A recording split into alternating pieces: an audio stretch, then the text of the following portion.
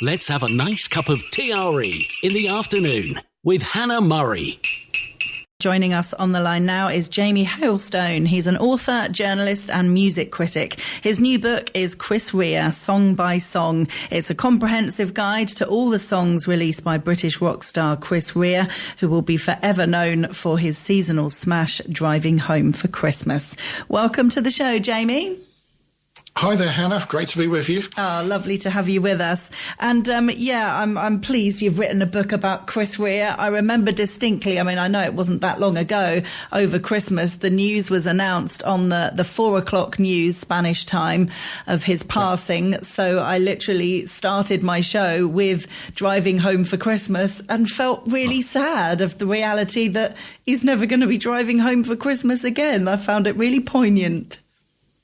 It's a very poignant song. It's funny because it has such an odd history, but it became a huge hit for him. Even though I don't think he really wanted it to become a huge hit, no. He only sang it once, and yet we've all got that personal story of driving home, or heading home, or flying home for Christmas. We've all been in that situation, and I think that song just perfectly sums up that feeling we've all had of trying to get back, to our loved ones, wherever. And, the song means an awful lot to an awful lot of people. It's just a very strange thing that it was first a B-side in 1986, was then re-recorded. The version we all know and love was re-recorded in 1988 and was really to fill up another album. It never had a video until the 2000s. And yet it became, arguably the biggest song of his career. And when you say he only sung it once, what do you mean? He only sang it live once. Why? I don't think he... when I met him, I met him about 20 years ago to interview him. And it was a very odd experience because whenever you mentioned like a hit song, he kind of winced a little bit. And he was very, very modest. There was a very famous story that his first appearance on Top of the Pops nearly goes horribly wrong because the floor manager mistakes him for his roadie and asks him to leave the stage. Oh, no. He was that sort of down to earth. You didn't have, if you were lucky to meet him, you wouldn't think there's a guy that sold 30 million albums. He just seemed very down to earth. But part of the reason why I wrote the book was really to show people that there was much more to him than Driving Home for Christmas. He will be forever known for that song, and there's nothing wrong with that, in itself. As the actor Richard O'Brien once said, it's always better to be typecast than not cast at all. And so he will always be known for that. But I wanted to sort of shed a light on some of the other stories around him and some of the other music so people get a sort of much fuller picture of Chris. Yeah. And see that, there was much more to him than just that.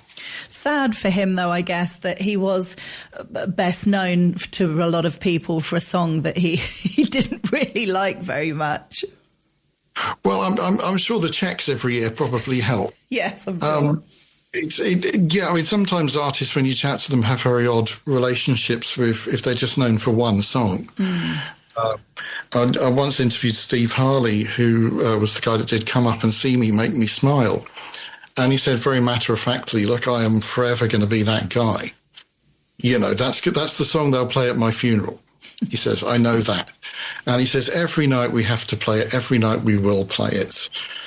I go into autopilot the minute the chords start playing. I can do it with one arm tied behind my back.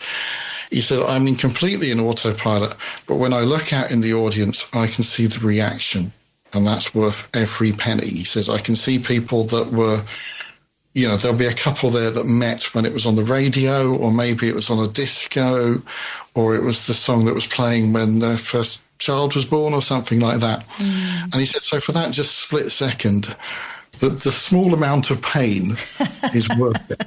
Yes, absolutely. So tell us a little bit about the background of Chris Rea. How, when and why did he get into music? It's a really fascinating story, actually, because his career goes back to the mid-70s. He sort of starts up in Middlesbrough, where he was sort of born and bred. And, obviously, Middlesbrough in the northeast of England in the 60s and 70s was a pretty sort of rough and tough place to be and grow up. He was actually an ice cream family. We forget now that there was a whole sort of series of Italian ice cream shops up and down the country back then, the Rossis and the Reas, and he was sort of part of that dynasty.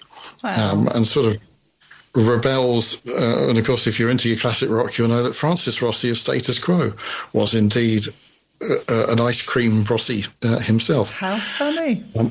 And very later, Peter Capaldi, the actor Peter Capaldi, also comes from that sort of lineage. But, Chris doesn't really sort of want to run an ice cream shop, and, who can blame him? And sort of falls in love with sort of blues music being played on the radio, sort of people like Charlie Patton, the real old blues singers, and sort of artists like Ry Cooder and Little Feat, who are probably not that well known these days, but in the 70s they were the cool musicians that everyone listened to. Mm. And they had a huge impact on him, along with a guy called Joe Walsh. Now, Joe is perhaps better known these days as the guitarist in the Eagles. So if you listen to Hotel California and that great epic guitar duel at the end, Joe is one of those guitarists. But Chris wants to, get a record deal and all the rest of it, and signed to a record label called Magnet Records. And Magnet hired Gus Dudgeon. Now, again, perhaps not a name that many listeners will be familiar with, but Gus was like one of the top producers in the 1970s. He was the guy that produced Elton John during the 1970s. So that's a pretty good track record on its own. He also the one you want to work with. Yeah, he launched the career of people like Joan Armour Trading. Was another person that he worked with. He sort of helped engineer Space Odyssey by David Bowie. I mean, he had a CV that was, second to none. Yeah. So Magnet must have spent an absolute fortune sort of launching Chris Rea and sort of getting him to produce the first album. And it does okay in the States. Chris becomes a bit of a one-hit wonder in the States, but the album bombs in the UK. It just thinks without a trace, which at the time was a very unusual thing for a Gus Dudgeon album. He was sort of, the man of the moment. And then Chris really spends about 5-6 years in this sort of commercial wilderness, trying to sort of find his way and releasing album and album after album, which aren't very successful. And really just sort of keep, plugging at it in a way that probably it wouldn't happen today. I think record companies would have dropped you a long time ago and told you to sling your hat. Or you could have just given up and thought, well, maybe I'm not as good as I thought or other people thought I was, and this clearly isn't going anywhere. I'm going to start selling ice cream. So there's always money in ice cream. But the sort of fascinating thing is about 1983, he is pretty close to giving up and is actually thinking about opening an Italian restaurant. Wow. But owes the record company one more album and gives them a pile of demos and kind of assumes that's going to be it and sort of walks away. And that album becomes a huge hit in Ireland, of all places, first. And he's, for the first time in his life, has to put together a touring band, which he doesn't even have. And so he starts playing Ireland, and then because it's a hit in Ireland, it becomes a hit in Germany, becomes a hit in France, it becomes a hit all over Eastern Europe. And he slowly sort of builds his sort of fame and success up for a series of albums in the mid-'80s, and really just hits the road, does gig after gig after gig, and really sort of builds himself up the old-fashioned way. Yeah. Isn't it weird that he had all those, all that success in other countries before his own? Which is why, I mean, he kind of winced when I brought the subject up, this thing about Top of the Pops, that his first appearance on Top of the Pops properly was like 1985, and nobody knew who he was, and he sort of set up his own gear, and then he said the studio manager walks up and says, "Can you get off the stage? We're expecting this big rock star, this guy called Chris Rea. He's massive in Germany. Get off the stage. What are you doing?" No. Just had to say, "I am Chris Rea. That's I am me." And somewhat of horrific sort of thing. And then probably the interesting thing for your listeners is that On the Beach is the song. On the Beach is 40 years old this year. Oh, my goodness. That's amazing. And he spends most of the early 80s in the summer. Him and his wife head to Formentera. Yeah. That becomes their haunt every summer, and it's inspired by those trips to Formentera in the early 80s. Oh, nice. Nice Spanish connection. Yeah. Apparently he absolutely adored it. Thought it was just, they used to fly to Ibiza, take the ferry over, and just thought it was a wonderful place. And so there's the song On the Beach and the album, which it comes on, are both 40 years old this year. And yeah, are very much inspired by those. So, I mean, if you give them a listen and think of it from that lens, it probably all makes a bit of sense, because it's very sun-drenched, and very laid back and very sort of chilled out. Yeah. And, of course, Road to Hell, which I'm going to play after our chat, for sure, is one of his other massive hits that I think most people would be able to name when talking about Chris Rea songs. Tell us a bit of the history of that, because there's two parts to it. It's a very long song if you do the whole thing together. It's a fascinating thing, because by that point, Chris had, Magnet Records was, by this point, Chris Rea was quite successful. He was selling 3 or 4 million albums each time. So Warner Brothers decided that they wanted a bit of this action and bought his record company. Wow. Just so they could have Chris Rea. And started sort of, throwing money at him and left, right and centre. And his response is to give them an album that starts with 2.5 minutes of rain. And well, he is from Middlesbrough. He is from Middlesbrough. It is quite, famously, he gets stuck in a car jam. Someone's trying to get to Gatwick for 2.5 hours, and that's what inspires the idea. It's a very 80s album, actually. I think, a lot of people, when they think of late 80s records, we think of Brothers in Arms or, Simply Red and people like that. We all have those. It is very much a sort of, he's suddenly now a Middlesbrough lad living in Berkshire. It's the 80s, yuppiedom and all that, sort of Del Boy. And so the album is quite interesting when you listen to it as a whole. The really interesting thing, as I was digging through this, because I also write a lot about Doctor Who, and several friends said, I bet you can't find a Doctor Who connection to Chris Rea. And you did. And I did. Russell T. Davies, who produces Doctor Who, has gone on record saying he thinks The Road to Hell, the whole thing, is one of the scariest things he's ever heard in his life.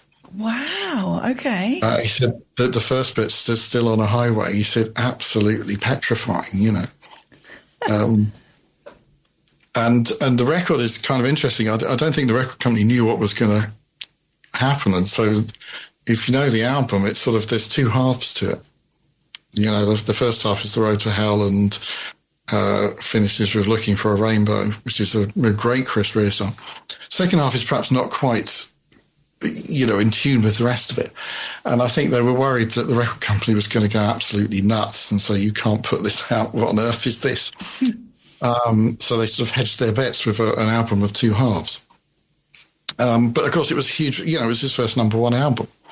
He absolutely smashed it, and it struck a chord. I mean, I've been to loads of Chris Rea gigs, and the biggest reaction from the audience is always The Road to Hell. Mm. It's pretty much the song that everyone's come, well, they're not going to hear driving home for Christmas, but, it always gets absolutely monumental reaction, which is absolutely sort of fascinating. I mean, I can't say it's my favourite of his songs, but I think, it's a hugely important one. And did he himself have a better relationship with that than he did with Driving Home for Christmas, presumably? I think so. It was just, possibly. I mean, he was definitely more in charge at that point and had more control over his music.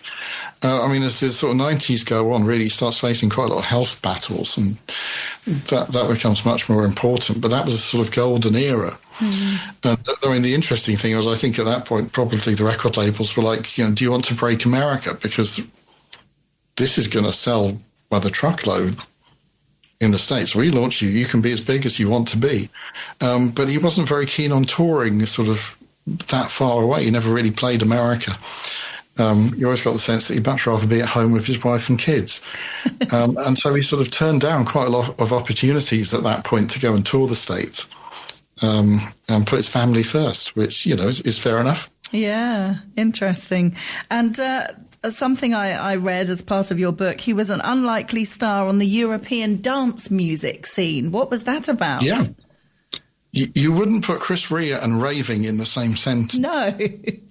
Not normally. So in the mid-'80s, like all the best stories, it starts with a drunken night out in Paris. Him and a record company exec go out on the Lash in Paris and have a great time, and they end up in a sort of nightclub at 2 or 3 a.m. in the morning, which is playing loud techno music. And they get into a sort of presumably quite sort of booze-filled conversation about this music, with Chris saying something like, well, this could be anything, I could write a song like this, which of course the record exec was like, nah, come on, blah, blah, blah, blah, blah. Soon forgotten about, and sort of the following weekend, Chris really, for a laugh, just decides to redo a song on that album called Josephine, which is named after his first daughter. Decides to just, for a laugh, just re-record it at home on a cassette with a dance beat. Sends it to the record company exec, thinks nothing of it because it was just a sort of joke. And then 6 months later gets a phone call from a very angry record company office in Paris saying, do you realise this thing is now on vinyl and is doing the rounds for the rave clubs? That's brilliant. And we've had a sort of letter or a phone call from Paul Oakenfold who wants to remix it. Wow. And how did they get hold of this and all the rest of it? And we said, well, it wasn't anything to do with me.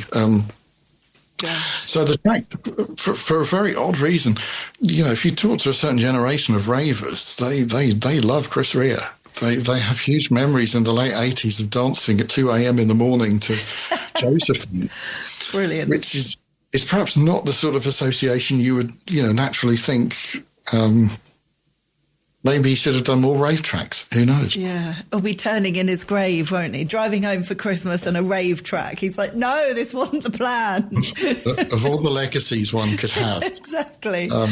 And also you talk about the fact that he did a bit of acting. He was in a Michael Winner film. He was a character. Michael Winner was indeed a character, yes. In fact, he wasn't just in any Michael Winner film. He was in Michael Winner's last film. And, we could be charitable at this place and say that Chris killed his career off. It depends how, some people are really into the sort of movies that are so bad they're good. Right, the real... Yeah. The Room is quite a famous example of a film that, you really have to watch with several beers because it's just so awful. But after a bit, it becomes strangely entertaining. Bula Quo, starring Status Quo, as they run around from gangsters in the Bahamas, is another film that defies all belief. Parting Shots by Michael Winner is really bad. It's hard to really describe it because it's basically sort of Midsummer Murders meets Death Wish. Right. And for the record, Chris is not the worst actor in it. He's actually pretty good. So he plays a character who discovers that they've only got 6 months to live and they've got terminal cancer. So he decides to go around sort of killing everyone that's ever wronged him with hilarious consequences. And it has it is seeing is believing. It has a cast list that almost defies anything. Oliver Reed's in it. No. Ben Kingsley's in it. Peter Davison's in it. John Cleese is in it. Oh, my goodness. You have to check it on IMDb just to believe that the thing genuinely exists. Michael Winner must have called in a lot of favours from a lot of people to get that calibre of actor. And frankly, they should all, hang their heads in shame because there's some truly awful performances in it. Felicity Kendall plays his love interest in the movie. And when she discovers that he's going around killing people, doesn't say killing people's bad, you shouldn't do that. She just gives him another list of people that she'd like him to kill off as well. Oh, no. The critics were not kind. I think one of them said it set back the course of British filmmaking by 50 years. And tragically, or fortunately, depending on your viewpoints, it was the last film Michael Winner did. It's not available on DVD. It's quite hard to find. There could be a reason for that, I suspect. It is truly awful. But Chris is not the worst thing in it at all. I think actually he kind of does okay. And I mean, how and why did he end up in a film? Was Michael Winner a bit of a fan and thought, let's get Chris Rea involved? I think the story was that they were both having a holiday in the Bahamas and staying at the same hotel. Okay. Or something utterly ridiculous than that. I mean, it may well have been because Chris was quite into his cars and maybe Michael Winner was quite into his cars as well. Yeah. It was just... I mean, I have watched the whole thing and it is truly a film you will never forget watching. Not necessarily for all the right reasons. No, I'm tempted. Maybe you've got to see if you can find it at a car boot somewhere on VHS, but then you'd need a VHS machine. It's all very complicated, isn't it now? I'm not saying it's on YouTube, but... Okay. other online streaming services are available. Thank you. I hear you. Well, if people want to find out more about Chris Rea and his very fascinating career, the book is called Chris Rea, Song by Song. It's by Jamie Hailstone, who we've been chatting with today, and the book is available on our website in the bookshop section on tre.radio. Jamie, thank you so much for joining us. Lovely to chat with you. My pleasure. Take care.